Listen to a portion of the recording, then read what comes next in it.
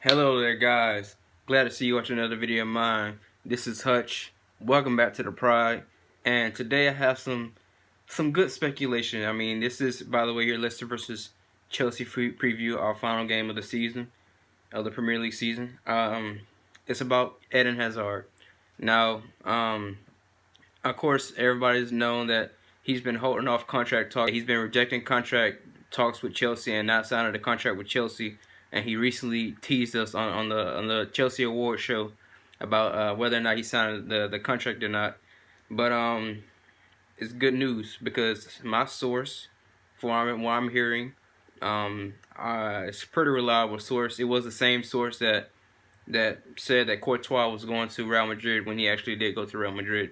So fingers crossed. I'm not saying it's definitive. I'm not saying that it's guaranteed that Eden Hazard will stay, but if Real Madrid going in the direction that they appear to be going into, they might not even come after Eden Hazard. And if they don't come after Eden Hazard, then he will sign the Chelsea contract, right? That's what I've been told. That's what the rumor is. He's just waiting for Real Madrid, which is his dream club, to come in, I guess, with as a superhero, to come in and save him. Or take us away from us. That they'd be more like a villain if it's in our case, they'd be more like a villain. But it is likely that if Real Madrid go in the direction that it appears they're going in, as far as their targets, their priorities, like you guys have been hearing about Mbappe. They've been inquiring about how much will it cost for Mbappe to come to Real Madrid, which is in long term probably will be a better investment because he's only 21 years old, 20 years old, something like that. And so he'll be the next guy. Him and Vinicius Jr. will be deadly on that wing. But you just never know. I'm not, like I said, once again, it's not concrete, but I'm just saying, from what I'm hearing, there's a possible chance that Eden Hazard would sign the contract. Just saying, just putting it out there. But to get into the Leicester versus Chelsea preview, maybe some of you guys may feel that we should rest our players that did just play 120 minutes, had a historic night, I guess you can say, a very dramatic penalty shootout. I mean, like I said, my heart was in my mouth the entire time. Like, once they equalized, because you just looked at that game and you just didn't feel like we were going to win. Like, I hate doubting my team. Like, I hate the feeling that we're not going to get it, like, because I have zero faith in the team. And that's sad to say, but I didn't have faith. And I'm going to be honest with you guys, I didn't have faith. But, I thought that our only chance to win this was a penalty shootout. And, a penalty shootout is 50-50. And that's too high of stakes for me. I'd rather be definitive. Even though, the first half we dominated or whatever. It's just you want to get it out the way as soon as possible. You want to kill a team off like Frankfurt. They're deadly on the counterattack. And as the game goes on, they create more chances. They get more confident in their game. So I was very pleased that we were able to win the penalty shootout. It's not how I would want to go out or want to win, but a win's a win. We go through and progress, right? Anyways, but where I would play our strongest team available. Kante is out. Ruben looks like he's going to be out because he's shattered. He's had ankle problems and his I think he had a calf problem. That's why Sarri took him out. He was cramping up, so Sarri took him out the game. So I would rest Ruben. Give him some minutes, obviously, if he's available.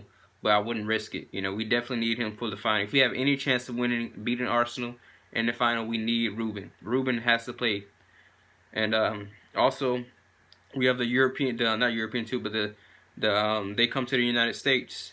I wish I don't know. I don't know if I would be able to go if they were close enough, but it would be nice. I don't know where they're at, but I know it's in the U.S. And then 10 days after that, that's when we play in the Europa League final. So, so the game will be next week in 8 days. Is that Sunday? It might be a Monday. I don't know. 8 days from now. 8 days from now will be Sunday. They play on a Sunday, I guess. But yeah, we need to play our strongest team, and just because a mentality thing, I want my players to finish strong. We had a decent start to the season. Also, we have a chance to finish above Spurs, and I would love, after all the banter they had with us, after all the jokes that they made on us, oh, we were playing like crap. Tottenham were playing on such a high level, but yet we finished above them. It's just how it is with Chelsea and the media. Like, they always try to make things bigger than what they are. Instead, we have a chance to finish in third and win a Europa League final or a European trophy. So just for kicks, we want to finish above Tottenham. So I want to play our strongest team available. That means playing, Aspie, David Luiz. I think Rudiger is still out. He probably won't be even available until the final. I don't even know if he will be able to compete in the final. I think he's done for the season. Even him and Hudson-Odoi are done for the season. I know Hudson-Odoi is out for the season. I heard reports that maybe Rudiger can make the last game of the European final, but he'll be cutting it close. If it were me, I would just rest him. Just look forward to the next season. I don't want to make an injury that takes 2 months to heal to make it 6 months. You don't want to rush things back. Like Hudson-Odoi, I thought he was going to be out for the next 6 to 9 months, at least to the start of next season, like in August. But apparently, his injury is only going to take him 3 to 4 months to heal. So that's fantastic. But like I said, what I would do is play our strongest team available. Hazard has to play because it possibly will be his last game for Chelsea. So he has to play, not the whole entire 90 minutes, obviously, but I wanted you guys to look at Leicester City, right? They have a great manager in Brendan Rodgers. He was only a few points away from winning the league. Same with Pellegrini at West Ham. I think the Premier League has the best group of managers from top to bottom. But Leicester City, in the few months or the few weeks that Brendan Rodgers has been their manager, they've greatly improved. Like, you seen last week when they went against City, it took a rocket from Vincent Kompany, which will be remembered for the next 20 years. I'm sure every City fan will remember this.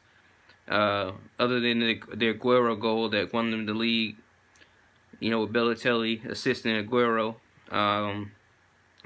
I think that will be remembered for a long, long time if Man City win this. Because I don't see Brighton even getting a draw past Man City. I just don't. They're not good. They're not solid defensively, and going forward, they're not going to score any goals. So if City get an early goal, you can just say goodbye. But you just never know. I guess you can never know, because everybody thought that Liverpool were done against Barcelona, and they did that. They made the magic happen. So you just never know. Football can be a cruel world, and it's all we love it. It brings us all the emotions. It brings us sadness, happiness, and togetherness. And I just want to finish above Tottenham. I think that us finishing third and then putting the cherry on top, winning the Europa League, will be fantastic. After everybody said our season was a disaster, we were a banter FC. Even though that's Arsenal by a long shot. Even if it's not Arsenal, then it's either United have come into the hunt for that. It's either Tottenham or Arsenal. Banter FC. But it's just amazing, man. Sarri is the guy for the job. Sarri has shown that he can face adversity. He's cool, calm, and collected. He can take criticism and still believe. I mean, that's also a critique of his, or some people think that's, well, including myself, I think that's a bad thing if you're not willing to adjust and just have so much stubbornness that you believe in your football so much that you're not willing to change anything or adapt. But he's shown that he was able to adapt. And I think in the beginning of the season, because let's remember, he only had 3 weeks to prepare for the season before the season started. I think he underestimated the squad and how good it was, because I think now he understands where our weaknesses are, and where he can put us in the best shape. How he can set us up in the best shape to actually win and pull out performances. Give this guy his players, man. He said himself he doesn't have a problem with playing youth players, and he's shown that this season. Maybe his hands were kind of tied because we were kind of limited, but at least now Ruben, Hudson-Odoi, and it looks like Reece James, and even Chalobah has come back from loan, and Jada Silva, who just came back from Bristol City, I would send those guys to the U.S. game. I really don't want to play our players in a meaningless game. It's a preseason game. Why are we playing it in the middle of a season? I'm pretty sure they probably weren't expecting us to make it to the finals. They were just planning ahead of time. But I want us to solely focus on Arsenal. Give us a full 3 weeks to prepare for Arsenal, and I think we're gonna be in for a great show. But also I want to say, UEFA, you guys are mugs, man. Like, seriously, the fact that we only have 6,000 tickets. I think it was like 5,800 tickets, both allocated to Chelsea and Arsenal. And not only that, but the prices if you want to travel to Baku, where is Azerbaijan, or however you pronounce the name, like from people from England to travel to Baku, it would cost like $1,000 for a plane ticket each, right? And not only that, but the tickets are expensive. And not only that, but they're limited. Like the stadium is 68,000.